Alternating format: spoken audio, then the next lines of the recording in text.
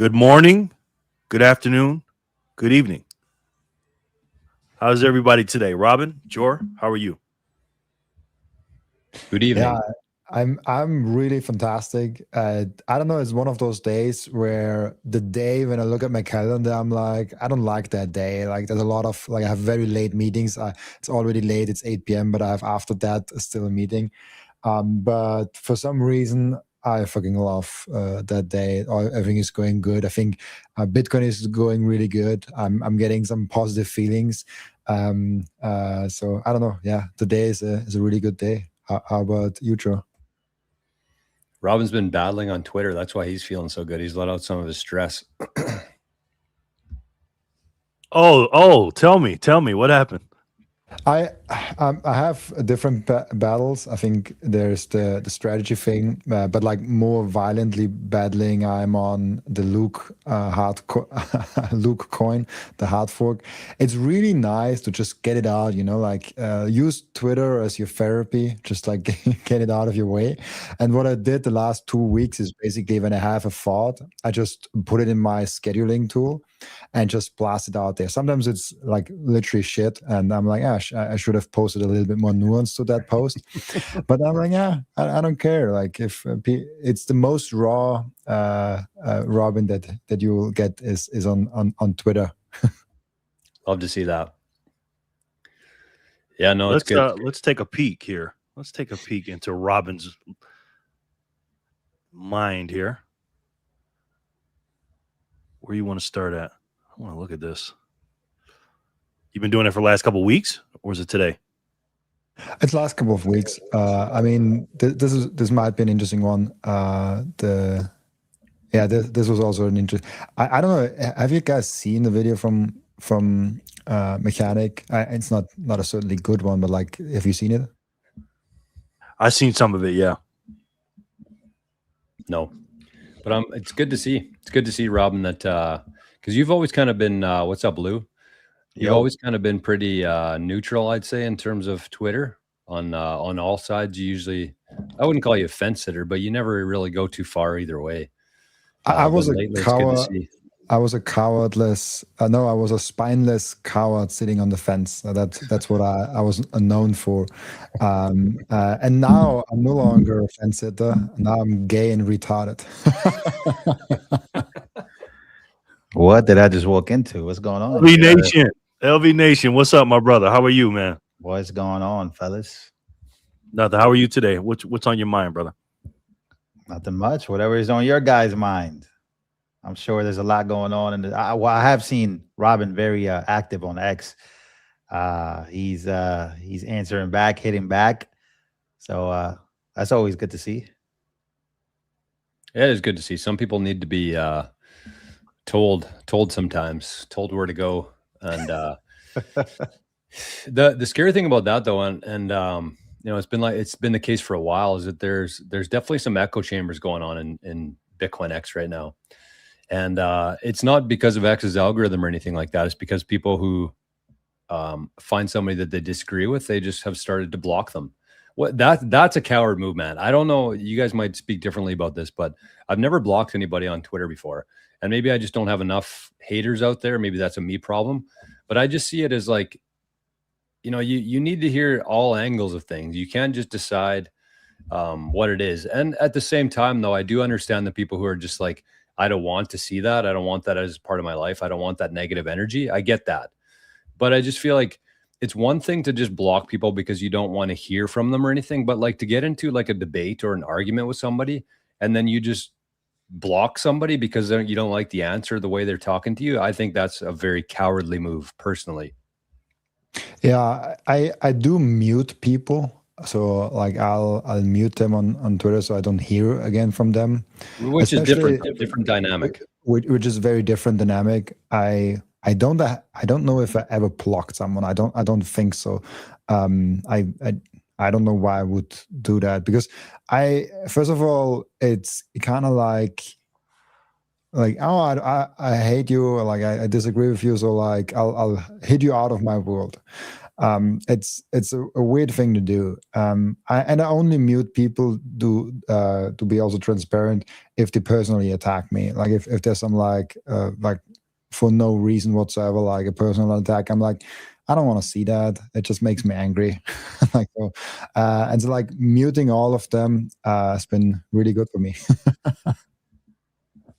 Yeah, I've never blocked anybody. Like if I'm doing a live stream and there's a bot on there, I'll block them. Or if somebody's just being absolutely like, just keep saying the same thing over and over and over again, I'm like, hey, come on, man. You know, you're messing up the chat or something like that. But if somebody's quote unquote hurting my feelings or something like that, I ain't gonna block them. Not me personally. What do you guys think about the 21 million hard cap? Like it's I have never thought about that literally before this week, and it's the first time I'm actively thinking about it. And I discovered there's a lot more nuance to that whole thing that I was first thinking about. What do you guys think about the hard? Is the hard cap still hard? That sounds like something your girlfriend asked you. Hey, is it still hard? Pause. Yeah, I thought the whole title was pause, but I guess we're just rolling with it. You're talking about was it Todd? Peter? Who was it? Was it spoke about? Was it Peter Todd? Yeah, Peter Todd is the guy. Yeah. So I seen Peter Todd in a bunch of documentaries when it comes to Bitcoin and stuff like that, and he's apparently a Bitcoin core guy or Bitcoin something, whatever. And I guess he raised the question, about raising the cap, raising the supply. This is something that was brought to my attention actually before I went all in on Bitcoin. I remember somebody in the comments had said that Bitcoin is only 21 million if they choose it to be 21 million, because it could be like, I think the Bitcoin core developers, I don't know. I think there's a fine line on what they can actually do. Like you can actually eliminate the supply limit. But that would have to be something that all the Bitcoin core developers will have to get on par with, if I'm not mistaken.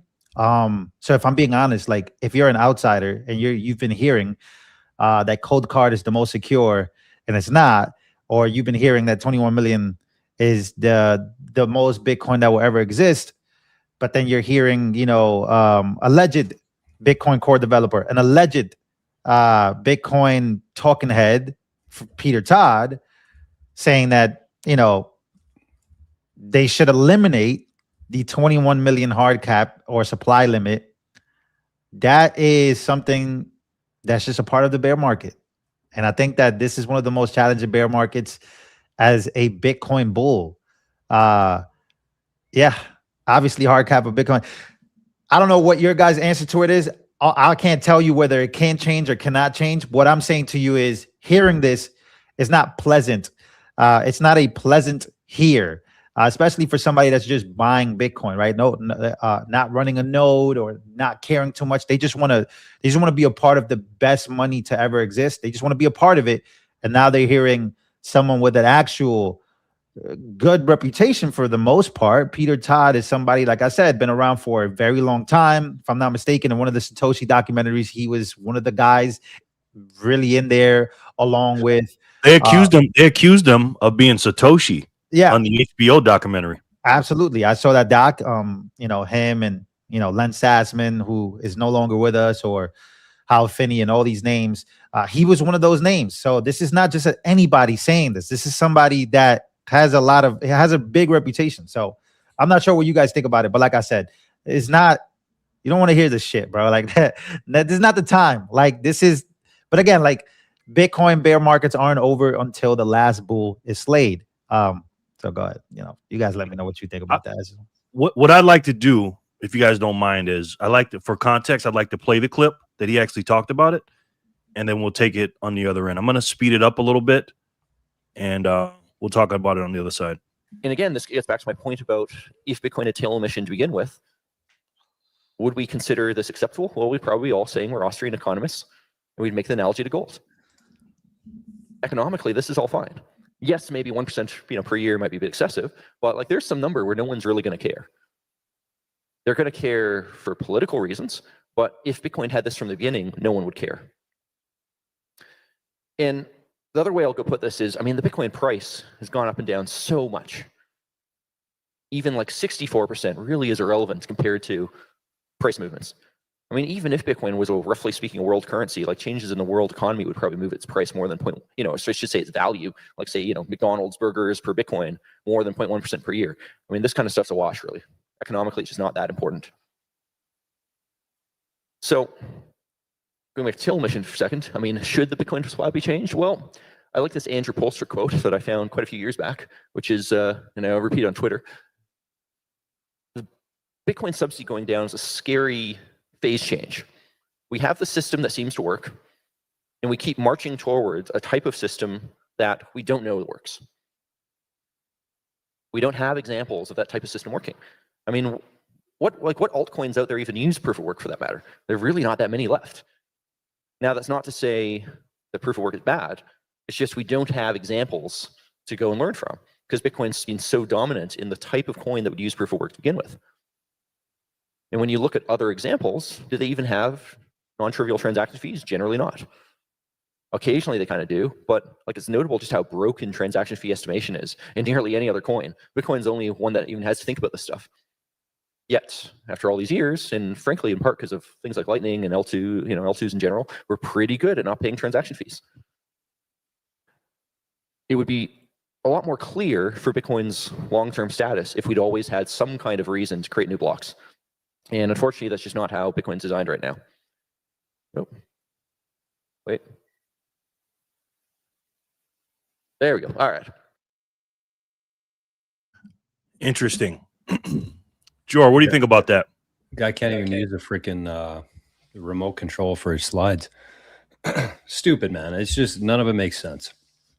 He's basically saying that right now we don't have any sort of incentives to make sure that the Bitcoin network remains secure. And so just for people out there who might not know, basically how the Bitcoin supply schedule works is that the last Satoshi will be mined in the year 2140. And it keeps cutting down in half. You can see on the screen there that we're currently in epoch V, or epoch number 5, where the subsidy is 3.125 Bitcoin per block, and it gets cut in half every epoch going forward. So there's less than 5% of the supply left for the next 140 years, or 114 years, I believe it is. And so the argument there is that once the subsidy runs out, then there'll be no incentives for the miners to mine blocks anymore, and therefore the network will fail to be secure anymore because nobody will be incentivized to continue mining these blocks. But that's not true at all. So even in 2140, when the subsidy itself ends, every block reward that the miners get paid, every block, is composed of or comprised of the block subsidy, which is what we were just talking about there. The 3.125 gets cut in half every 210,000 blocks, plus the transaction fees. So even when that last block is, or the last subsidy, I guess I should say, is mined and distributed to the miner, the miners will still be competing for blocks and they'll still get paid in the transaction fees. So to say that there's no incentive to be mining, I couldn't disagree more, because if Bitcoin ends up being what we expect it to be, which is a world reserve currency, and there are banks and countries and large organizations and all these different entities using the base layer to transact and settle on, then there'll be more than enough transaction fees to pay the miners to continue to secure the network. So it doesn't make any sort of sense. He compared it to gold, and unfortunately, gold is not something that we have any ability to control ourselves. We say that it's controlled in the sense of like 1 or 2% inflation every year, which is the new gold that we pull out of the ground. But there's an abundant amount of gold out there in the oceans and the mountains and space. So we have no control over the actual supply, and that's the reason why it is the way it is. Bitcoin, we do. It's code. It's written into the protocol that this will never have more than 2.1 quadrillion Satoshis.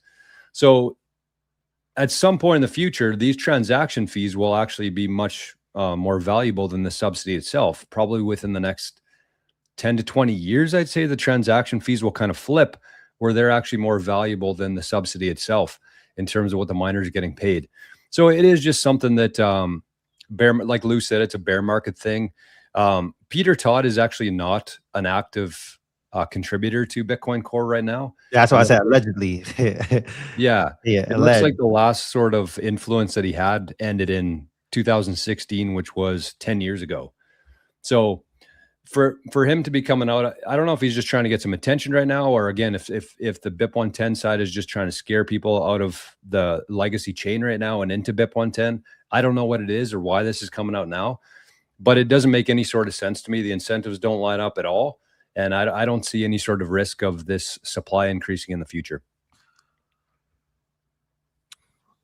Robin, what do you think? So, like, I don't think right now we need to do this at all. So, like, just to like steelman the argument on the other side, why we need maybe to increase the supply or like emit some new Bitcoin. It's only if we would have a security budget issue where there's no sustained fee market. And I don't think this will happen. Now, let's make a thought experiment. What if the fee market actually doesn't sustain? We don't have enough transaction, Bitcoin price is low, and we do get a lower and lower security budget, less and less miners. In that very hypothetical world, I would be open to discuss something like that, but I just don't think it will happen. And then it's like the question, why would we entertain right now an idea that, like, why would we fix something that's not broken? You know, like, why would you change something in Bitcoin right now that's not an issue?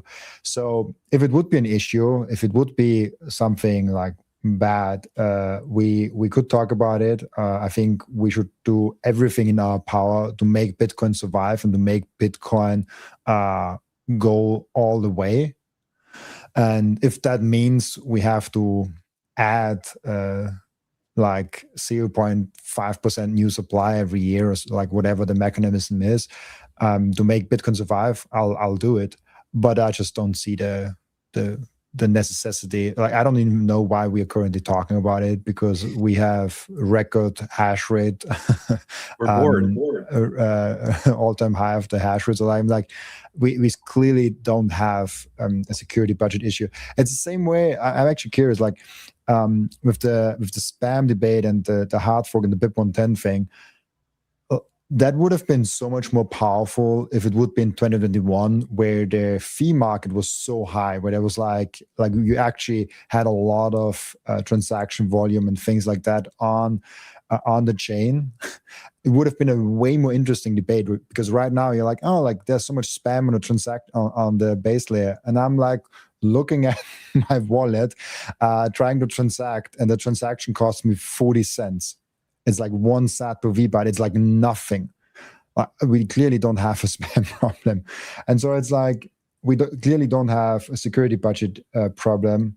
It's an interesting idea. Like, we should be always open to talk about it, and we should always be open to like entertain different things, because we should defend Bitcoin the hardest we can. But I just don't see the necessity right now to talk about it.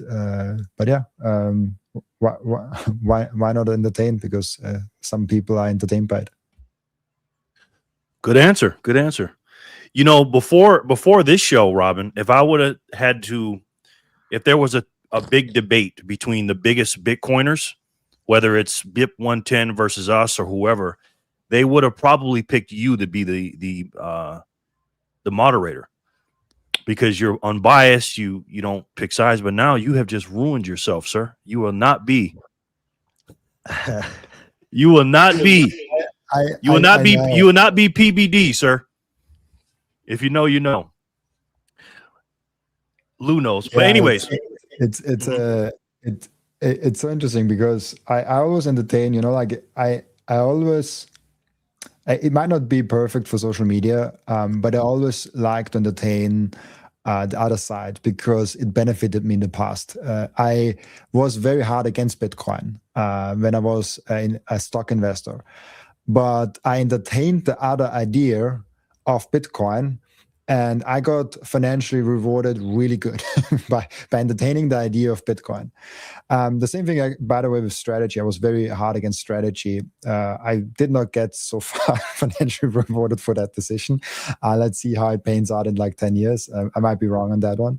But like entertaining the other side and being open to different perspectives is, I think, a very high value trade, but it might not be as good as like social media doesn't push the nuance. Social media pushes the extreme. That's what I kind of saw happening. Yeah. And to answer the question, is the 21 million hard cap still hard?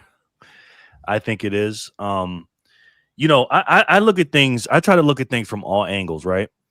And I just say, why is this person saying this? Or why is this person saying that? What's the incentive? You always say, follow a man's incentive. You'll see what he wants. And when I saw that HBO documentary, I don't know if you guys remember, I think it was 2025, wasn't it? Yep. Wasn't that long ago. Yeah. And when I saw that documentary, and I don't want to spoil it for you, but spoiler alert, at the end, there was a guy that they said, you know, they were doing all these little clues. And then at the end, they confronted him with the question. And the way they confronted him with the question, his face almost got red, and he almost like was embarrassed. Like, how would you think it was me? Because there's only, again, if a human being did create Bitcoin, and my percentages are very low on that a regular human being made Bitcoin. I'm just telling you that. I know it's going to sound crazy for me to say that, but if a regular human being or a group of human beings did, as much as we don't like Peter Todd, he is one of those people that would fit that category, whether we like that or not. There's not a lot of people that could have created Bitcoin. And I'm not trying to do a murder mystery here, who discovered or who whatever, right? But when I look at that, I go, okay, he's part of it. And I say this sometimes. I go, you know, if I was Satoshi, how would I act? If I was Satoshi and I was alive and breathing, how would I act right now? And I got to be honest, I may act like Peter Todd. Because if you act the way Peter Todd is acting, nobody's going to say you're Satoshi anymore. One person I definitely wouldn't act like, I would not act like Craig Wrong. You guys know him? I would not act like him. I would act like Jack Dorsey and wear a Satoshi shirt every time I'm in public. Somebody said I'd act like Rajat. So, you know, again, I think Len Sassman and Hal Finney are Satoshi. It's so clear. They're both dead. So it's clear. It's clear as day that both of those guys did it at the same time. They worked together. It's just so clear. It's clear as day. Peter Todd is 100% not Satoshi. These are just my opinions. I thought the documentary was the best documentary ever made on Bitcoin. I think Hal Finney is undoubtedly, before going into severe ALS and eventually passing away, I think him and Len Sassman are 100%. And what would they think about what's happening now? What would they do now? We would never know. I think all this stuff is stupid, though. Like, I would never focus on this. Like, this is like, if I was recommending Bitcoin to somebody, I would, yeah, you should watch these documentaries if you want for your own entertainment, but it doesn't matter. Like, none of this stuff matters. This stuff is retarded. It's gay. It's a weird behavior, but it sparks something in the bear market when the price has been the same for like the last, I don't know, like how many months, 5 months, 6 months? I don't even know. Like, since February, this has been the same price action. So I think that people have gotten bored. And I also think that, again, like, it just bear market behavior. If you just go back in time and just study this stuff, just go back and ask Grok, what happened during the bear market? It'll give you a list of things that happened, and you line them up with things that are happening now. It's the same thing. It's literally the same type of characteristics, and also just like the same behavior from humans.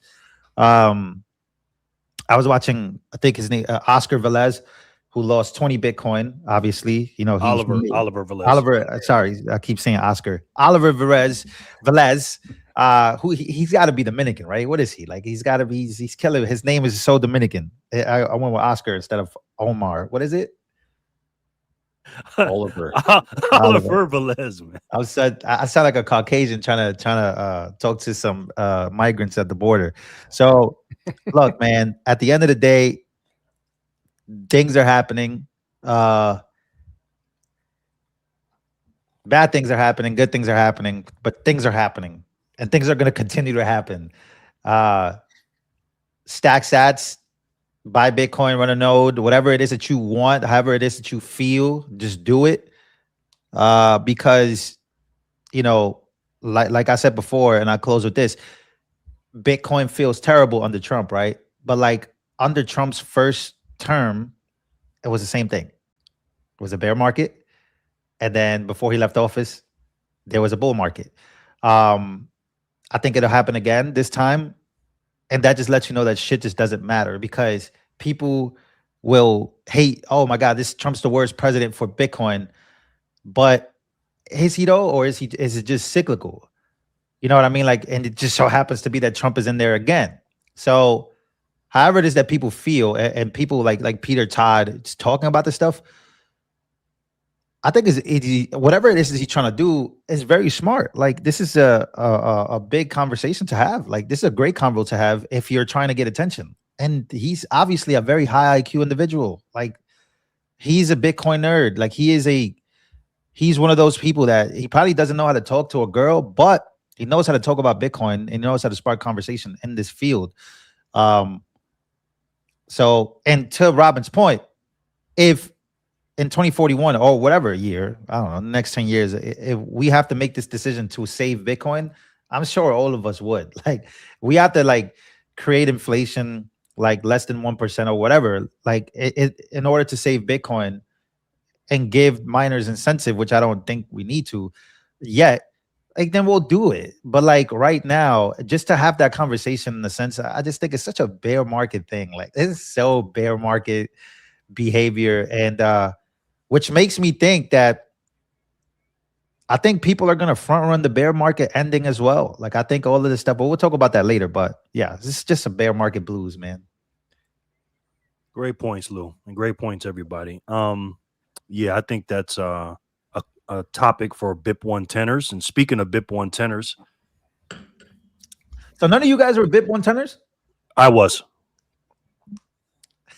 Robin shaking.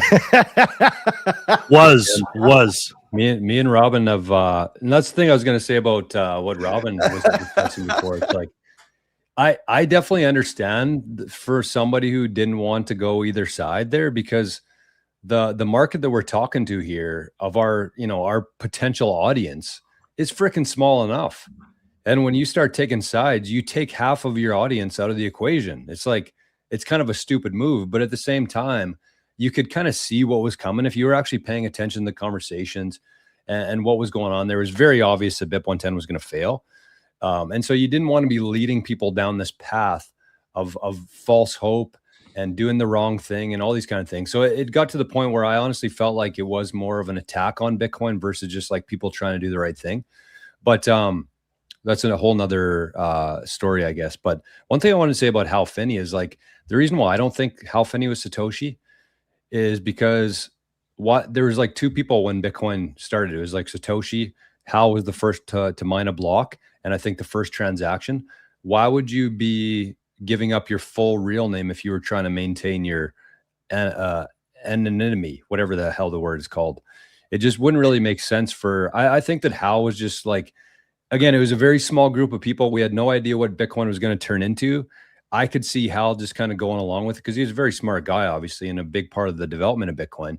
But I just don't see him being the guy that we know as Satoshi. I'm with Jerry on this. I think it was definitely an alien or some sort of thing that was not from this planet, or a time traveler. You guys are worse than the BIP 110ers when it comes to that. Oh, God. And the earth is flat. Just kidding. Oh, Lord. Just kidding. You know what? Hey, I'm actually in the middle on that. I don't know what to believe. Yeah, me too. And the reason why I'm in the middle, I hate that people sound like, oh, I'm so sure. I'm like, I don't know, bro. I've never been to space. I can't tell you, bro. I wish I could. And the other part of that too is like, we've been lied to about literally everything our entire life. So why would they just tell the truth about the Earth being round? Just How one about this? thing How they got about right. this? How about this? How about this? Did we ever actually land on the moon? Did we ever actually walk on the moon? Definitely not when they said that we did in the, when was that? The 60s? That was the we got a new question here. I feel like that's the main IQ test. Like when you talk to somebody, did we actually land on the moon? And I mean, Lou, we've been trying to connect with a call here the last week. I told Jerry that I can't take calls right here, but somehow, some way in 1960, the president of the United States talked to somebody on the moon, no problem, but I can't get cell service right where I am. So I just have a hard time believing the whole thing about the moon landing. For sure was very suspect, but I'm still on the fence of flat Earth or round Earth. It doesn't really matter too much, honestly. well, we just went to the moon. Like we went around it, if I'm not mistaken. That's what we just did, right? But and I think it was in the 60s, and was it with Armstrong, if I'm not mistaken? Buzz Aldrin. Yeah, where they walked on the moon and they Yeah. planted like a flag, if I'm not mistaken, the United States flag, allegedly. That was fake as hell. That's what I'm saying. Like we were never able to do it again. Yeah. So it's tough to like, I mean, how many things have the government not lied about as well at this point, right? Like, so, Zero. you know, like gain and function research, or just look at, you know, Mr. Science plead the fifth like 107 times. So I don't know. It's tough to believe a lot of these things. I hate, like, I used to be a hardcore conspiracy theorist. Sometimes I just think there's just, some things are just what it is. Like some things are not deeper than what they are. But Bitcoin is a lot deeper than what we are being told, in my opinion, at this point. I can. And that's really a big part of, I believe anyways, of why all this stuff is happening, because like you have to understand that Bitcoin is so unique in the sense that they have no ability to stop it. And so therefore the only thing that they can do is lie about it, and also pit Bitcoiners against each other and come up with all these fake narratives of like keeping people out of it. Because again, they can't stop it. They can't seize it. They can't do the things that they usually do to keep the average person down in Bitcoin. And so what do? They just lie about it. And they make Bitcoiners fight against each other and have all these stupid conversations.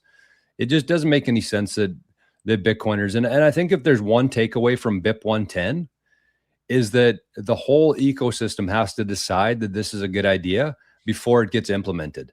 And I just don't think that, whether it's the miners might think it's a good idea, but then also the node runners and the users and the exchanges and all these different parties have to come together and say, okay, this is the right thing to do for Bitcoin. And then we start the process of doing it. And I just think that we're so far away from that it doesn't even make sense for us to be talking about it today. What do you think, Robin? Are dinosaurs real? Oh, sorry. I have a general remark on conspiracy theories, because there are theories that are 100% true, and there are theories that I just don't know if they're true. And so it's very hard to say something is not true if you cannot argue of like, this is not true if it doesn't exist. You know, if like you say something like the US government will seize all the Bitcoin, or like seize all the Bitcoin of Coinbase. You can say that, and it might happen, but it might never happen. And I cannot prove that this will not happen. You know, like it's very hard for me to make an argument against that. So like the supply cap? No, like making an argument against like US government will seize all the Bitcoin of Coinbase, something like that.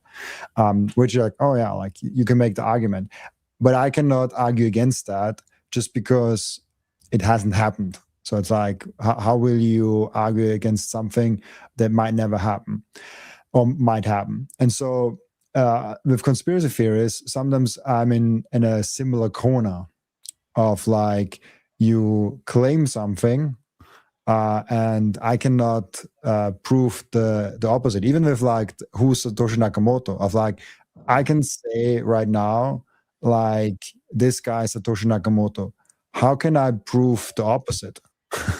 Like how can you disprove someone? You could only 100% disprove it if we would know who Satoshi Nakamoto is and it's a different person. And so I'm very cautious with any theories where I don't have the full picture on, because a lot of those theories take like a few puzzle pieces that fit and then assume the full picture, that they know the full picture. And I would be careful with doing that, just because you can never fully know the full picture without seeing the full picture. That's what's a beautiful thing with Bitcoin. You can actually see the full picture. You can verify the whole code. You can look at all the pieces, and you can actually go down the rabbit hole. It's a very deep rabbit hole. It's hard to see the full picture, but it's possible. With other questions, it's sometimes not. And so I try to stay away from theories where I'm not able to see the full picture. I want to bring something up real quick. Going back to Oliver Velez. Hope I'm saying his name right this time. So he was talking about Oscar. God damn it. He's messing with he's messing with you, bro. No, Oliver Velez. So he spoke about losing 20 Bitcoin. The reason why I'm coming back to this is because I just think it's so important, right? So he lost 20 Bitcoin. Obviously, it wasn't his full stack, but 20 Bitcoin is a lot of effing Bitcoin, guys. Like, that is, can't even imagine. Like, I don't even have 20 Bitcoin. I wish, like, that's one of my goals. I want to get there. Like, who doesn't want to get to 20 Bitcoin? But the fact that he lost this, he got on camera and spoke about the importance of self-custody still, even after this mess up. So, like, there's a lot of people out there, and I think we spoke about, what is it, British HODL. We spoke about all these people that are pushing for, like, oh, but Coinbase never lost your Bitcoin, but Robinhood or whatever, like, people going to exchanges. I was one of those people that went to exchanges until I felt very comfortable leaving the exchange again. If the man losing 20 Bitcoin is literally telling you that self-custody is still the most important thing to him, and that you must own a part of digital Manhattan, he went into details of why it's so important to own this. And then I started really realizing, I was like going back to really go back to who is promoting non-self-custody. Like, who just out of nowhere is, you know, very pro like exchange or non-self-custody stuff. Like, who is doing that? You know what I mean? So what do you guys think about that? Do you guys think that after all this stuff, you guys think that self-custody is still as important as it ever was? Is it more important now? And those people that are pushing non-self-custody because it's too hard, are those people now the enemy? I wouldn't say they're the enemy, but there's definitely a push for that. I mean, that's, again, go back to the same thing we were just talking about. Is like, they can't stop Bitcoin. So what do they want to do? They want to hold the keys to your Bitcoin. Because what we're going to see play out here, I think anyways, you know, call me crazy here, but I feel like the whole economy at some point is going to be repriced by Bitcoin. It's already happening, actually. For anybody who's been paying attention and measuring things in Bitcoin terms, everything's actually collapsing right now in Bitcoin terms. And so when the dust settles and we see that, hey, a house actually isn't worth $2 million, it's only worth about 2 million Satoshis, who's going to have all the power? Who's going to be the ones holding the keys to this? And obviously the Larry Finks of the world, the Michael Saylors, the Donald Trumps, all these guys, they want to be the ones holding the keys, because then they get to decide what they do with it. They get to decide how much paper is layered on top of that. They get to decide what kind of system this becomes, because they're the ones holding the keys to the majority of Bitcoin. So yeah, I mean, holding your keys and taking self-custody of your Bitcoin is everything. Without that ability, Bitcoin is just literally everything else, and it's not what we think it is.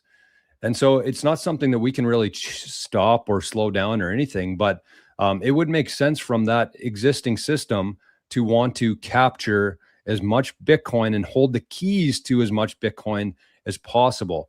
And so that's what they're trying to do. So yeah, I mean, you could say you have shares in an IBIT, but do you? How do you know? You can't verify that. How many IBIT shares exist that have your exact amount of Bitcoin?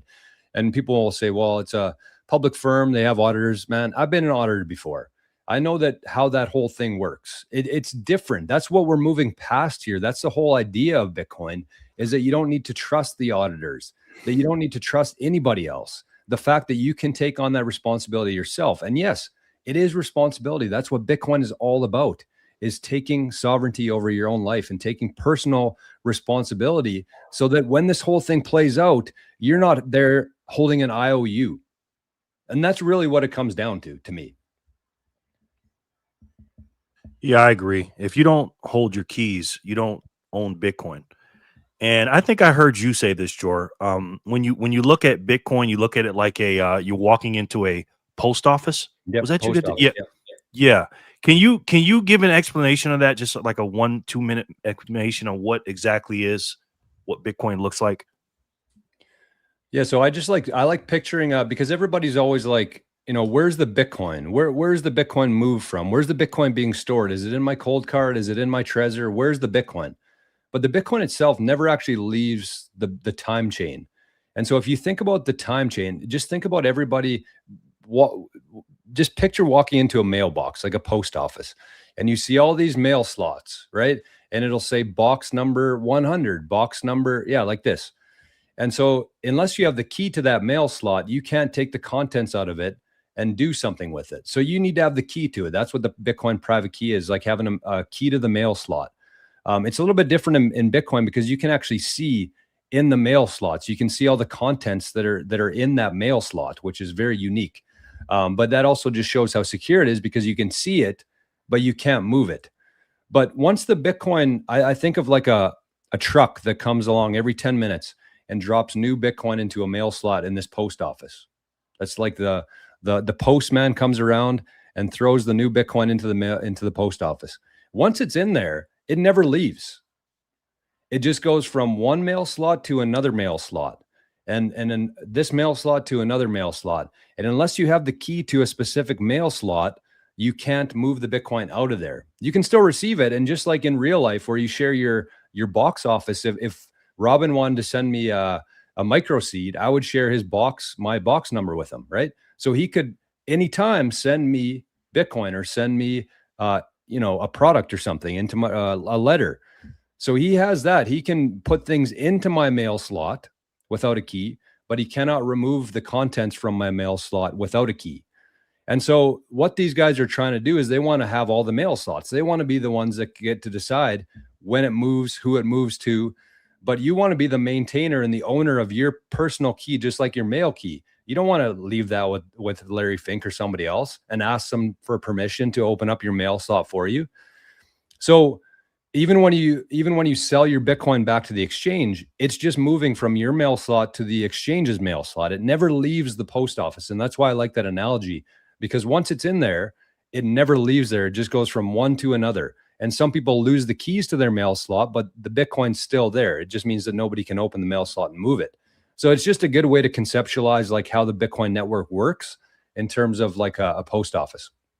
Yeah, that was a great breakdown, man. Because a lot of people think when you have where is it? Do I have one here? When you have this device, they believe the Bitcoin is on this, right? But it's not, correct, Jor? Right. Or even like a lightning address. Let's say that you have 1 million sats on your wallet of Satoshi. That's still in the mailbox. That's still in the post office. It's just the wallet of Satoshi has the key to that mail slot. You can just move it within that. If you wanted to move it out of there, if you want to swap it from Lightning back to on-chain, then that's where it actually moves to your mail slot. But until then, you're just moving it around wallet of Satoshi's mail slot. It's still not leaving the post office. And I think this is also like great to understand for self-custody in general, because there is only self-custody. There's no non-self-custody. Exactly. It's just a question of who holds the key to those Bitcoin. If you don't hold it, someone else holds it for you. And so you're basically giving them the power over all your Bitcoin, and that might just be all your life savings. So I don't know. It's a hard topic as of right now, but I think taking self-responsibility and actually taking control of your life and taking the consequences also of that responsibility is a good choice. It's not a good choice to just give that up. If you do it, like you can still only be mad at yourself. I want to be very clear, because even if you outsource, people are like, oh, I don't care about it. Like, you still have to care about it, because if you give it someone else, you give someone else the power, and with that, you gave him the power, and with that, you screwed up if they lose your Bitcoin. It's still on you. So it's just about like, do you trust someone else more than yourself? And some people actually say yes to that question. Then like, go ahead, like give it someone else, like whoever that person is. But I like to only blame myself and only do things but to myself. And that's why I like self-custody Bitcoin. And that's why I don't like it in someone else's hand, because they don't care about my Bitcoin as much as I do. Yeah, exactly. And this is why I love this demonstration, George says, because most men are very visual. We're visual learners mostly. So when I see something like this, I literally think about my Bitcoin being in a transparent PO box, area with millions and millions of PO box addresses. So it's good to visualize stuff. Like when I go to restaurants and eat, I can't order something at a new restaurant if I don't see the picture of it. I just have to see the picture. I love the pictures, and also when I'm with a woman, I like the lights on.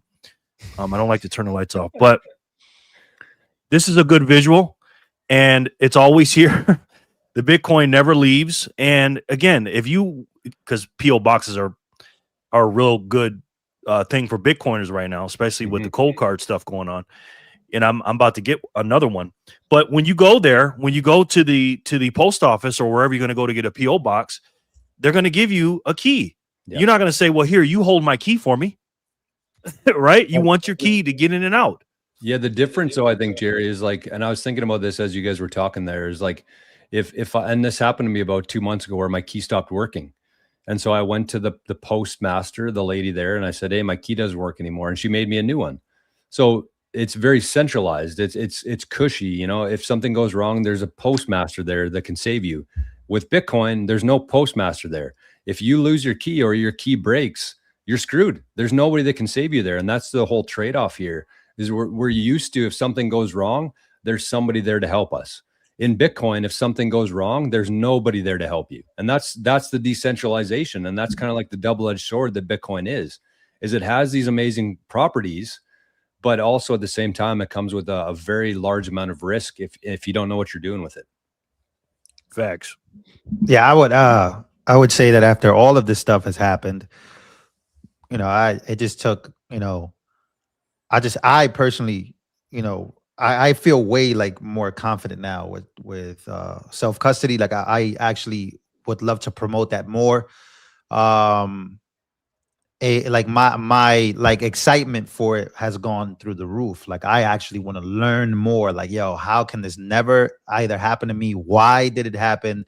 And I just spent countless hours obsessing over self-custody, over the first manufacturers of seed phrases, and just going back, and then just the responsibility of what it is that you have to do to maintain and really feel comfortable. And honestly speaking, like I was asking myself this question. It's like there are people that still hold their Bitcoin on single sig treasure safe one, like, and they have not. They just simplicity, like they just so simple. Like it just like they don't. I don't know how to explain it, but they just like they have not really had any problems. Like they just kept it simple for almost a decade plus. So in my opinion, I decided to really do my homework, and I feel comfortable where I'm at now. And I think that everybody should do that. I think that should be exciting. I think buying Bitcoin and then learning about self-custody should actually be exciting to the normal eye, to just anybody that's getting into Bitcoin. I think that you should be promoting that more. I know what happened with Cold Car was absolutely insane. The people did it right, and it's heartbreaking, but it should excite you for Bitcoin's next step in your life as well. In my opinion, that's just me. I got more excited to really, really, really learn about self-custody and, multiple wallets, multi-sig, and all of these different things, and just keeping it simple to the best of my ability as well. So yeah, this stuff should be good. I like to bring it down to first principles. And for me, there is 3 main pillars that you get with Bitcoin. There's the first pillar that everyone gets, the number graph technology that you store your wealth in. Like it's just amazing to have. The third pillar that I always try to not discount is the social layer of Bitcoin. You being at conferences, meetups, trying to make Bitcoin friends, because if you all get rich, you want to have as many rich friends as possible, and free friends as possible. But the second one, like the most fundamental piece of Bitcoin for me, is the freedom aspect. And so if you keep your Bitcoin on exchange, you never get to experience the full freedom aspect of Bitcoin, the full utility of Bitcoin. So I would encourage people, even if you don't trust yourself too much with the keys, have some Bitcoin in self-custody. Like if I'm okay with you having like a diversification strategy where you have maybe 2 different exchanges, you have some there, but always make sure that you have self-custody Bitcoin. It gives you freedom and utility that just otherwise Bitcoin doesn't give you if you don't hold your own keys. And another small point, maybe to round it out, is if you have a good portion of your wealth in Bitcoin and you have never experienced self-custody or running your node, just do it for educational purposes. Like I think Lou just mentioned that with him doing all this homework, he learned a lot more about Bitcoin and got more confident around self-custody. And I think that's what everyone should do. Research, get comfortable with it, get confident with it, and do the work, and you will learn a lot more about Bitcoin than you would otherwise do. Yep. You have to leave now, right, sir? I have to leave about now. I have Samson Ma on my podcast in just a bit. We'll talk God candles and all sorts of things. God candles are coming, man. They're coming. Yeah. Well, Robin, thanks for everything today. We'll let you go ahead and go if you got to go now, and for you can get ready for him. We appreciate you, man. Thank you, brother. Make sure you guys go subscribe to Robin Seyr's channel. He does interviews every single day. And I think you guys may know him. Who knows? Thanks, brother. See you, Robin. So I want to get back into this question I had before we start. I'll be next to go in a few minutes. So if I just leave out of nowhere, don't be surprised. All right. I want to get into the BIP 110, that block that got mined before we started talking about dinosaurs, and BIP 110 did something very, very interesting. If you guys don't know, they mined another block. Actually, we looked at it live yesterday. Me and Jor did, and we didn't even realize it. Block 961,636. Now, why is that important? Because usually it's all roughnecks, right? Roughnecks. Well, this one is called 817 New York Post Times. And if you slide down to the bottom and you look at the Coinbase newly generated coins, it has a message on it. August 17th, New York Post, Toast of the Towns. And that's what they put up there. Now, why did they do that? Well, they did that because they're trying to show you that it wasn't built up. They mined it a few days ago, and then they did it. They actually did it, and they showed it just like the chancellor on the brink of, on January 3rd, 2009. So when you see this, they're saying that, hey, we're real. We're not, doing the BS and everything else. So they're saying they're the real Bitcoin. Jor, when you see something like this, when you see, Chancellor on the brink of, 2.0, I guess, in New York Post, Toast of the Towns, and you see, BIP 110 mining another block, what's your, and again, they're making a big deal about this. What do you think about this when you see something like this? Well, it's got nothing on Satoshi's post. Even the headline itself sucks compared to chance they're on the brink of second bailout. So I don't know. I mean, it seems like they're having fun. Seems like they must really hate money if they're burning energy trying to mine blocks on this chain. It just none of it makes sense to me. I don't really know what the hell is going on. Honestly, it's like, I don't know. There's been a couple times in the last 5 years, you know, with all the things we've lived through. We lived through about 100 years in the last 5 years, I feel like, in terms of just how much crazy shit has happened. And this is just the next thing to be stacked on top of that. So yeah, there's definitely a hard fork coming. They have their algorithm chose. It seems like it's going to be a new thing, but I expect it to just kind of be similar to Bitcoin Cash. And I think it was Bitcoin Gold actually was the last hard fork that actually changed the mining algorithm. I think it was Bitcoin Gold, and nobody's even heard about them anymore. They're not a common thing. So it'll go on for a while. Like we looked at the price last time of like a Bitcoin Cash where it went up and down for a couple months and then finally just fizzled out. So I expect the same.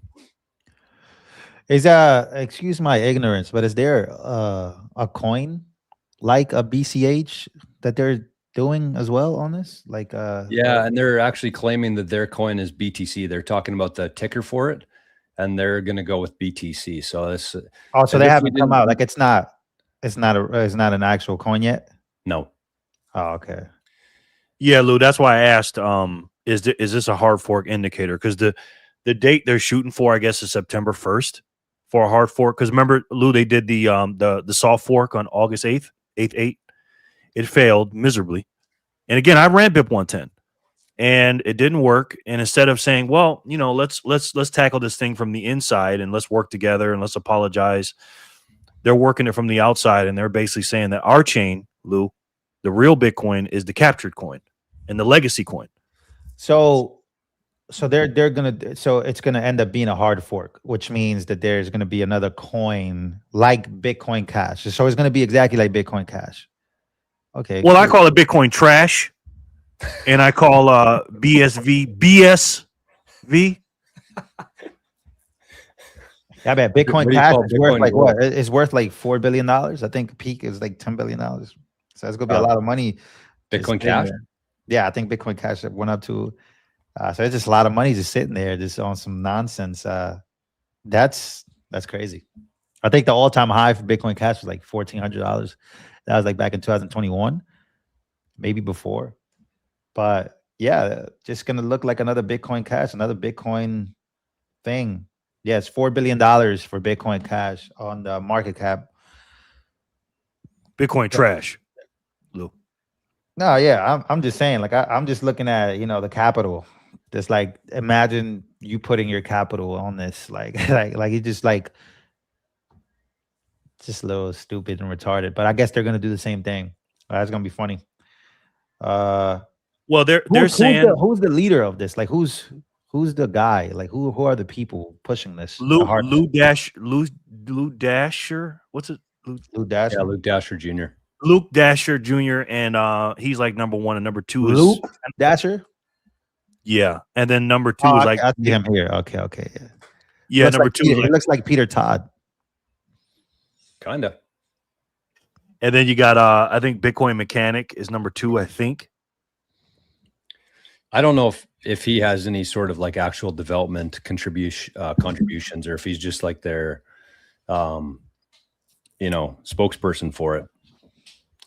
I don't know. I'm honestly just tired of talking about it. It's depressing to me that people this is so small. Like I don't even know more. Like I stopped paying attention to this stuff like last week.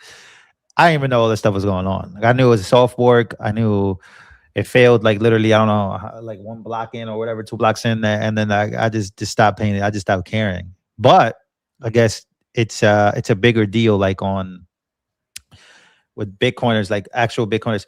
If these people are becoming extremely irrelevant, actual like these type of Bitcoiners are unfortunately going to disappear. And I think that they're trying their best to not disappear. Either some of them really held Bitcoin until 100K and then they disappeared, as far as they sold the top. And like there is a transfer of power in Bitcoin, it seems, just like institutional or newcomers or some of the older.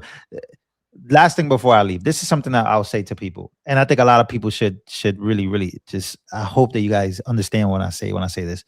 A lot of people who talk about Bitcoin, who knew about Bitcoin, who were spokespersons or spoke people of Bitcoin back then, they don't own Bitcoin anymore. I promise you. Like, there's a lot of people in this space that even still talk about Bitcoin. They don't own Bitcoin. They sold their Bitcoin. They're not in the market. I know it sounds weird. How do I know this? I just know a lot of people that talk about Bitcoin today don't own Bitcoin anymore. They sold at 100K plus. I promise you, a lot of people do not Hold own on, Bitcoin Lou. anymore. Hold on. Don't own it at all, or sold like No, 99%. they don't own it at have a all. little bit There's left. a lot of people that do not own Bitcoin anymore. Like they're waiting to get back in, or they just cashed out? No, I don't know what they're doing, but I just know, I just know it. There's a lot of people that they're not in the market. Like they don't own Bitcoin anymore. They still talk about it. They're probably still talking about BIP 110. They're probably BIP 110ers or whatever. Or they're probably these people that get on CNBC or whatever. Like I really think there's a lot of those people that talk about Bitcoin, that have Bitcoin platforms. They just don't own Bitcoin. What the hell's the point of that? I just think that's a normal thing though. Like a lot of people got out and they probably just talk about Bitcoin more than they own it. What Jor's asking is, what would be the point of them getting out and then still I don't know. I'm not one of those people, so I have no idea. I just know that there's a lot of those people. There's a lot of people that just, I think there's a lot of people that probably don't even own Bitcoin anymore, bro. Like they just talk about it. Interesting. Maybe I'm wrong. I'm sure I'm probably wrong, but it just feels that way. I just have that feeling. Like I'm going with my intuition, bro. I think there's a lot of people that just don't own Bitcoin, bro. Like I think I'm gonna be honest. I mean, I could see it. I could see you telling me that people didn't get out, like they saw a big, like they've been holding Bitcoin since 100%. 2016 or 14 or whatever, and they saw it at 100. Like they got when Bitcoin first got to 1,000, I'm sure they were like when Bitcoin got to 10,000, 15,000, 20,000, 50,000, 100,000. A lot of people sold. There were a lot of Bitcoin whales that sold and never got back in. Probably gonna get back in, but it just feels like that, bro. Like I just think that a lot of these people, they don't own this shit no more, bro. Like that's why it's hard for me to listen to people like when they talk about Bitcoin. It's like sometimes I'm like, how much Bitcoin do you have? Like, do you actually own it? Do you self-custody it still? Like, or are you just like an OG who got really rich and just talk about it? I don't know. Could be wrong. I could be wrong. I'm just saying, as somebody who just went all in on Bitcoin because I finally got rich and I finally made some money and I felt that this is the opportunity of a lifetime. I just think a lot of those people, they don't own it.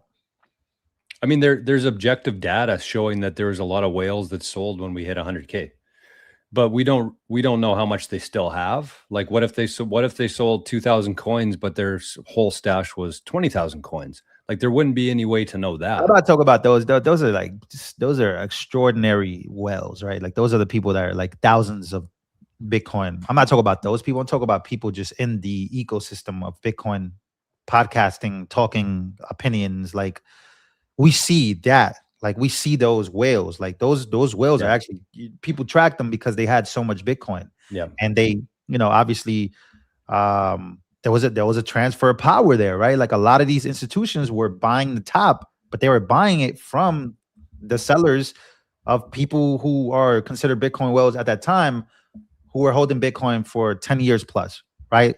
So that's my opinion. Yeah, could be. It could be. It could not be. I could be wrong, but I don't know, man. It just feels that way. You'd be surprised. Right.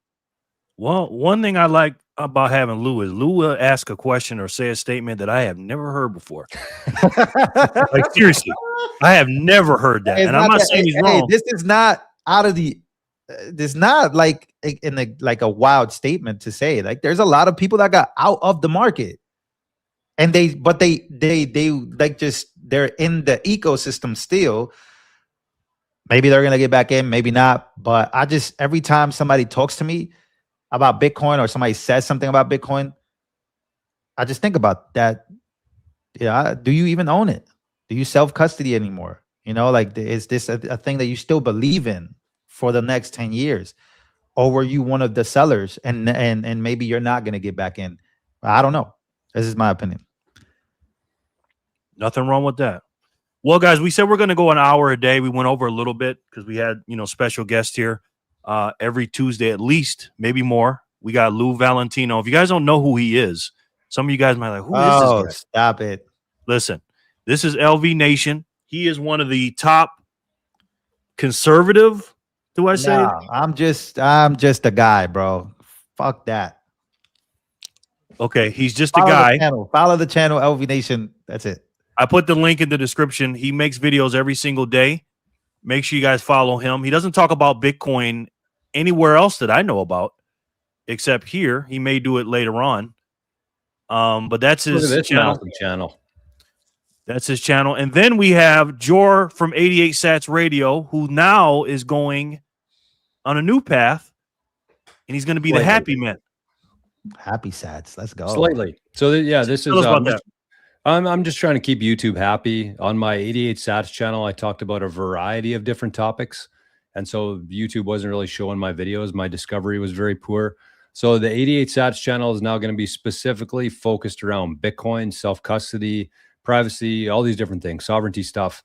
And then this new channel, Happy Sats, is where I'm going to do the live streams, where I talk about many different topics, a variety of things. And so I'm going to try to keep them a little bit separate for YouTube purposes. So yeah, that's a brand new channel as of yesterday. No, today was the first stream. Nice. Maybe I should do that with my channel as well, because I'm mixing everything up. I'm mixing Bitcoin and everything else.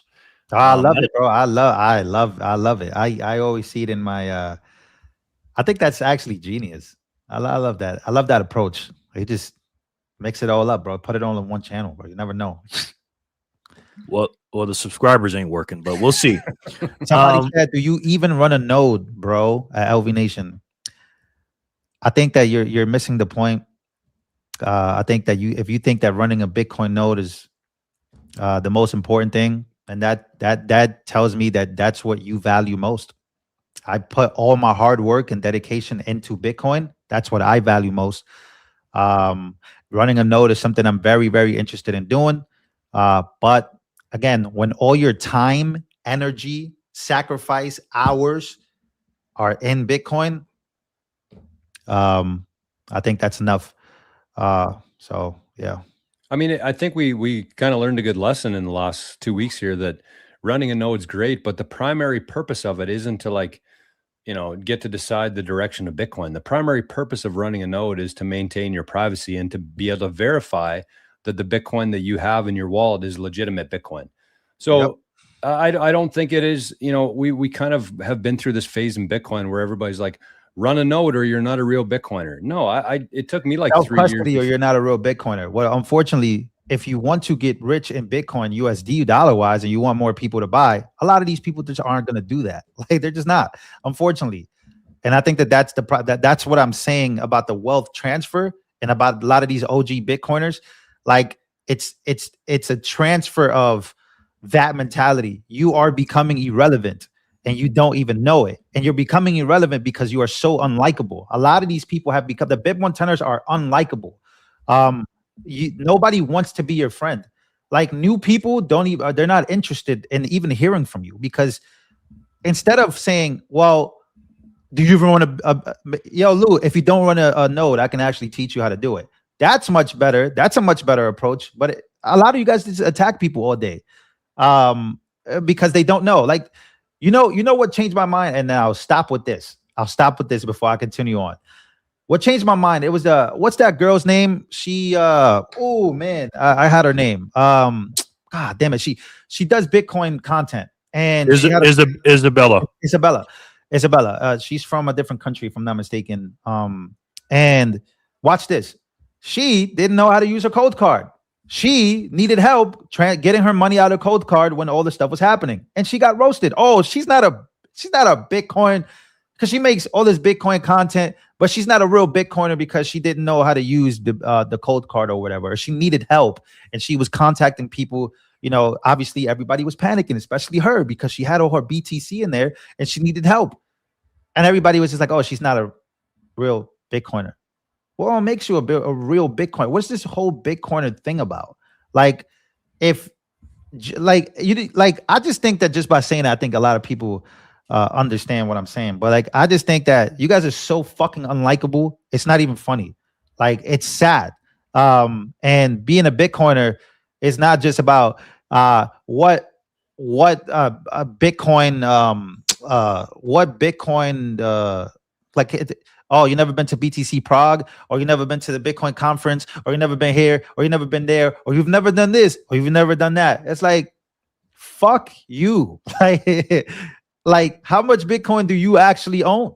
Like, you know, and a lot of those people probably don't even own any, or probably none. So I just think that the approach for me as well, like, I'll be asking questions, bro. These people be trying to make me look stupid. It's like, all right, cool. So I guess that it's everybody's on their own in this world, and now you have all this Bitcoiner stuff happening.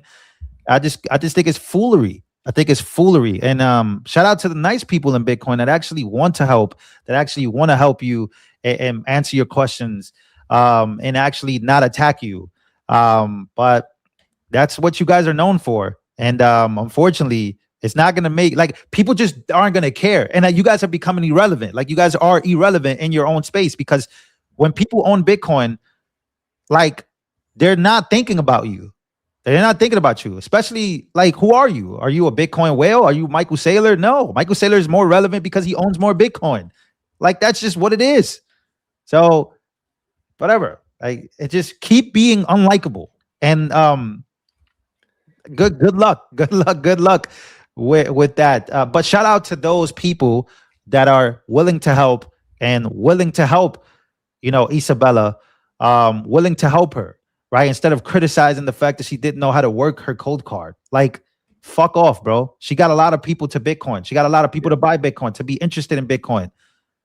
Bitcoin is not easy, bro. I'm still learning it, but my whole entire life savings is in there. But I'm still learning it because I know enough to know that this is hard money and this is somewhere to put my money, because all the money just sitting in my bank account is going to keep depreciating over time, and it's not going to appreciate over time. And that's my store of value. That's my store of all the hard work and dedication, and all the hours that I put in are being printed by someone else, by the Federal Reserve, by all these. So yes, those are some of the most important things. The Bitcoin technicals, the Bitcoin tech bros, you guys are so unlikable. You know what I mean? Like, it's sad, but it is what it is, man. I hope that you guys continue to think that you can be relevant. I think the only way to be relevant, especially with new people, is just to be nice. Not only be nice, but teach them. Because when the exponential growth does come, or you guys are going to fucking disappear like this. You're not going to show up in the algorithm because you fucking suck. Like, you're just not going to show up. Nobody's going to care about you. Nobody cares about how much you know about Bitcoin. Sorry. Like, nobody cares. Are you going to help me set up my Bitcoin self-custody? Are you going to help me run a node? Are you going to teach me? No, you're not. Fuck off. Respectfully. This is my money we're talking about. This is my life savings we're talking about. So that's why I said, like, a lot of these people don't own Bitcoin. They just don't. I know they don't. All right, whatever. Well, listen, that was well said, bro.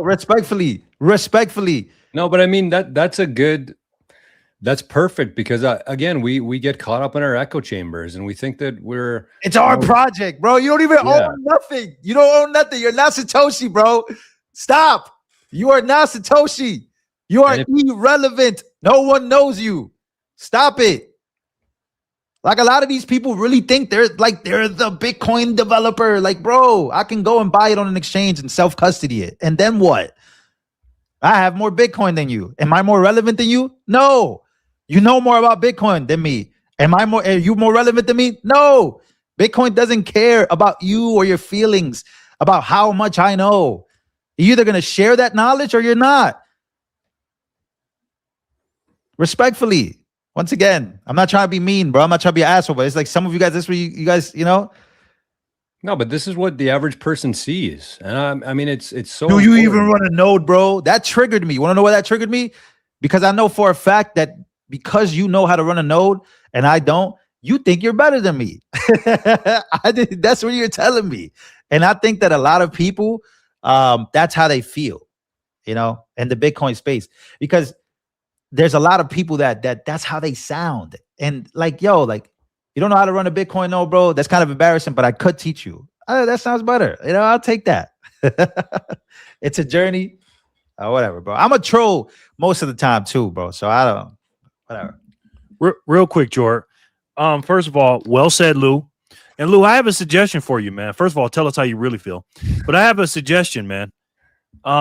You talk to a lot of regular people, and like you said, this will I'm turn not them talking on. to them no more. What I suggest, I think this will be I'm a great sending idea. them to Paradigm Miner. I'm sending all of them to him. Okay. Well, before you do that, I got a suggestion for you, sir, young man. You're a very young man and very influential. I think you should start your own Bitcoin show. I think that would be a great idea, sir. Nah, I don't even know how to run a node, bro. I can't. I think Lou should start his own Bitcoin show daily because he has a lot of stuff to get off his chest, man. He's only been here once a week. By the way, shout out to BTC Sessions for teaching me how to actually run a node, and you know, all the stuff that I did need, I do have, but I just haven't. I get really lazy because I get really busy. But shout out BTC Sessions, man, for teaching people how to run nodes. Well, we just got another subscriber. Thank you, Lou. Let's Appreciate go. that. So, sorry, George, go ahead. No, I was just going to say, like, running a node, again, you have to get to the bottom of the why. Like, why do you want to run a node? I think that a lot of people have been told this false lie that if you run a node, all of a sudden you get godlike powers in Bitcoin. You get to decide the future of it and all this. And it's just a lie. It's just a lie. And I think that there's a lot of people You out get there. 30 Bitcoin if you know how to run a node. You just get 30 Bitcoin sent to you by Satoshi. Yeah, and it's like there are a lot of people, and this is objective as well, because I've heard numerous people say it, but like Start9 did pretty well during this whole BIP 110 thing, where people were dropping thousands of dollars just so that they can virtue signal that they don't want spam on the network. And I really think that those thousands or hundreds of thousands or millions of dollars would have been much better invested in buying fucking Satoshis and taking self-custody of those and sitting on those for a couple decades. That's what really matters here, not what kind of software you're running or what kind of, running a node or not. It was lies told. And I don't know if the lies were, mischievous or for a reason. I don't care. That doesn't matter. The point is that there's a lot of people who are running a node now who don't really need to be, and they should have just bought Bitcoin with that money instead. And it's just, I don't know. But again, I would agree with Paradigm, like all trolling aside. I do agree. Like, it's a good thing to learn. Like, it's a great thing to run a node. Like, that's a good thing. I'm not saying that it's a bad thing, but what I'm saying is that whether you do or if you don't, it's tough. Like, it's a tough, like, is it great? Yes. Do you have to learn it? Is it mandatory? I'm just not sure that the masses will learn it. Like, we're already having a hard time getting people to self-custody. Like, we're already having a hard time getting people to self-custody. And like, self-custody it's not only just a journey, it's a terrifying journey. Do you know how hard it is to just press? First of all, look at the Bitcoin address, you verify the Bitcoin address. You're there for at least 10 seconds. You're about to send a transaction. You're fucking hoping that everything is correct. And then you send it. And now your heart is just like, boy, I hope that Bitcoin gets there. You know what I mean? Because I hope I didn't mess something up. Like, like, that is terrifying. Terrifying. The first time I did it was the worst moment of my life because it took like 3 hours just for the Bitcoin to show up. And I was like, I don't even know how people do this. How do people do this? How do you send that much money over? Like, just like, that shit is terrifying because you think you lost your Bitcoin and just like, man, it's over. 7 hours for a Bitcoin transaction to fully go through, bro. Like that shit is not even running a node. That's just sending Bitcoin. So imagine running a node, all these things. I'm just saying, like, my man, if you think that shit gives you superpowers, I'm sorry to inform you, it does not. It just makes you smarter about Bitcoin than a lot of other people. But it is up to you to teach them, to help them. And shout out to Jor because he does that. He understands the power in teaching people, like teaching people how to self-custody and teaching people, answering people's questions. I think that's the most valuable thing anybody in this space has. Other than running a Bitcoin, though, the most valuable thing you could do is share knowledge. That is a true Bitcoiner to me. A true Bitcoiner is somebody that is going to teach other people how to Bitcoin. Mm-hmm. And this is exactly why we do this show, and this is why we got you guys on here. And this is, and this is why we got another subscriber. Let's go, man. Yeah, and I think that I kind of went through this myself in Bitcoin, where I everybody goes through like their imposter syndrome. You know what I mean? Where you don't feel like you have enough knowledge to be helping other people. But number one, if you're somebody who's newer to Bitcoin, let's say you got in 2024 or sooner than that, you're actually much closer to the average person than somebody who's been around for 10 years or 15 years. You can actually speak the same language as them. So we need people who are really, green in this space. So you have to understand that you're able to speak that language. You are very powerful here in growing Bitcoin adoption. You also have to know your limits, though. And if there's a question that you don't have the answer to, you cannot just make something up, because you're putting people's life's work at stake here if you're doing that. So it's a very fine line of like wanting to help people, understand that you are the best person for the job because you're the closest to them, new people, and also understand that if there's something that you don't know, you have to get a second opinion, or you have to actually tell them, hey, maybe I'm not the best person for this. I recommend these people or this person over here. And if, it might be a little bit more work. But yeah, I absolutely agree, man, because that's the only way that this happens is if the people who are here who have this knowledge, it has to be spread. And that's the whole thing in Bitcoin. It's all adoption. It's all a network. And that's what the BIP 110 crew is missing. They think they got a new algorithm. There's, Saylor's out of the way now. Via BTC's out of the way now, but they don't have a network. They don't have any sort of network adoption. And I don't think that they will. So you have to understand that the bigger this network grows, the quicker we end fiat. And the quicker we end fiat, the quicker we can move on as a society onto sound money standard.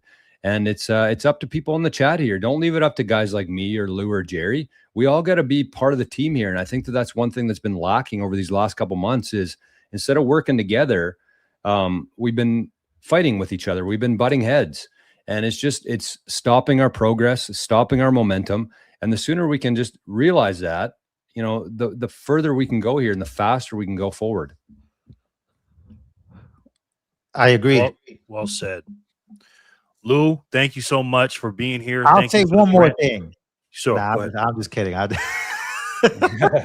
when Lou rants like, I will say to Paradigm Miner, I hope you cool dude, bro. Like I ain't really. I'm sorry to make it seem like I'm going after you. I've just been seeing a lot of things for some time, and I think a lot of people feel the way I feel. Right, when you're putting your money behind it, and you're actually believing in this, and now you got other people talking about they're gonna start a new coin or they're gonna really hard fork and they're gonna do all these things. It becomes stressful. You know what I'm saying? Like, bro, get the fuck out of here, man. Like, what do you got? What are we doing? Like, you know what I mean? But then you realize those people aren't even nobody cares. Like big money that's coming into this market that's supposed to pump our backs. At the end of the day, that's all that's going to happen, right? More people are going to adopt, right? Fucking Trump comes out of nowhere. He's like, yo, we're doing this thing where we want 1 million Bitcoin for our Bitcoin reserves. And we're going to try to accumulate this 1 million in the next 5 years. Who's coming to buy? Everybody, right?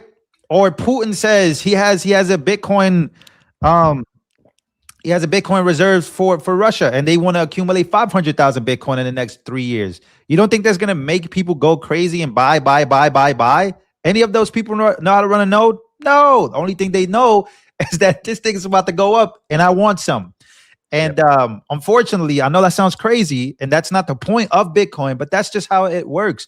When people bought in the top of 2021, like they weren't buying because they wanted to know, they wanted to self-custody. They were buying because price go up, tech go up, number go up. So I just think that there's just going to be a whole bunch of different type of Bitcoiners. It just is. A lot of Bitcoiners are just different. Like people get in for different reasons. I remember trading Bitcoin in 2020. I was trading it, trying to make money. I was trading on MetaTrader. I wasn't buying it because I wanted to hold it. I was trading it because I thought I could make some profit, and I lost a lot. Should have been buying it then. I ain't really have no money. I think a Bitcoin is like 3, 4, 5,000. I don't even know how much it was. But I remember seeing it, at 69,000. I was like, oh my goodness, Lord have mercy. How many people just became rich? I don't know. So everybody has their own journey, but I think that to get people to really, really, really believe in what Bitcoin is, which is to me running nodes, verifying the network, not only verifying the network, but just learning about it, learning about Bitcoin as a whole, what it's supposed to be, but you got Peter Todd talking about 21 million won't work, and I don't know, it just becomes confusing. Like what's happening? Like what do we do? We got, like, imagine somebody got into Bitcoin because they believe in scarcity, and next thing you know, you have a so-called Bitcoin developer on stage talking about, hey, because we've never tried this model, we might need 1% or less than 1% inflation because we've never tried this model, and this might fail. The miners won't have incentives. So the conversation has become redundant, and it has become a little crazy. But to me, because if you study Bitcoin's history of bear markets, we're in the perfect spot. This is it. So anyways, I'll stop talking, but to the chat, to those who work hard and put their money in Bitcoin, you are not alone. We love you and we see you. And I do the same thing. And I don't want you to feel like that you're all alone and hearing all this garbage and nonsense. That shit becomes scary. I know it becomes scary for me too. Right? Like all this stuff is like, fuck, man, like, am I making the right decision here? And that is when the bear market is doing what the bear market does. Because even the biggest perma bulls, right? There's permanent bulls that never, even when they fucking see a downtrend, they're still bulls. Like those are the people that will be slayed in the bear market. And I'm seeing a lot of those people literally give up. Like they're giving up. They're like, this isn't worth it anymore. Like all of this, like, is a pedo coin. Like I'm seeing some people that I thought were super credible, like just switch up. And I'm like, whoa, holy shit, that's scary. Once those people, those perma bulls start losing the conviction, you start to realize. But for most people, that's a part of the bear market, the bear market. That's a part of it ending. That's a part of the process. So shout out to the all-in Bitcoin gang, those who work hard all those fucking hours and throw it all in Bitcoin, man. Those people are tough. They're tough. It's not easy to be all in on Bitcoin. It's not easy, bro. It's not. It is 100% not. Now I'm done. Love it. Love it. Love it. Love it. Boy, I'm going to be cutting these videos up later. Lou, I'm about to. Lou's gonna have some haters. Yeah. But well said, Lou. Thank you guys so much for being here. I appreciate it. It's always an honor and a pleasure for me to be up here on the same screen with Jor and Lou. It really is. Sometimes I have to pinch myself, figuring out how the hell did I get up here. But I appreciate you guys, man, so much. And if you guys want to help the channel, there's a free 99 way to do it by hitting the subscribe button. It's free 99. Hit that like button. And the best way you can do it on the free 99 plan is share the video. But if you found some value in this, and again, in the hardest, best money in the world, you can zap with some sats right here in the top right-hand corner. And that'll help a lot. You got something to say, Jor? Yeah, we got a zap today, August 18th. Yep. We had a big one, actually. 8,888. Good number. Wow. I see a few people in the chat that might be guilty of that. I'm going to guess Letha, but it seems like a Letha zap. But anyways, we very much appreciate it. So yeah, I mean, it's kind of cool. You can send some sats, any amount over to the channel here. We got to split it about 300 ways. So it's, I don't know how, if we'll ever retire off it or anything. Hey, but come on. Hey, somebody just send the full Bitcoin, bro. Come on. over Lightning. No, we appreciate it though. But yeah, let's hit the road here. I had a quote there from JFK. Ask not what Bitcoin can do for you, ask what you can do for Bitcoin. And I think that that's very applicable because everybody JFK said that in the 60s. Damn. Yeah, it's crazy. He is way ahead of his time. But it's the truth. It is the truth because everybody's kind of sitting here waiting for the price to go up. Everybody's sitting here waiting for Bitcoin to do something for them. And really what's going to cause that is it works in reverse. It actually, you have to do this for Bitcoin in order for this thing to succeed. And we're not going to get there by name calling or forking off or anything. We need to work together on this and understand that no matter who you are listening out there, you do have incredible amounts of value that hopefully you can and will spread to others and help us destroy fiat faster. Well said. All right, guys. Thank you guys so much for being here. We'll be back tomorrow. We'll see you tomorrow at the same time, same bat channel. All right. Thank you guys so much for watching. We'll see you on the next one. And until then, and as you guys know, we love each and every one of you, and we'll talk to you soon. Peace and love, guys.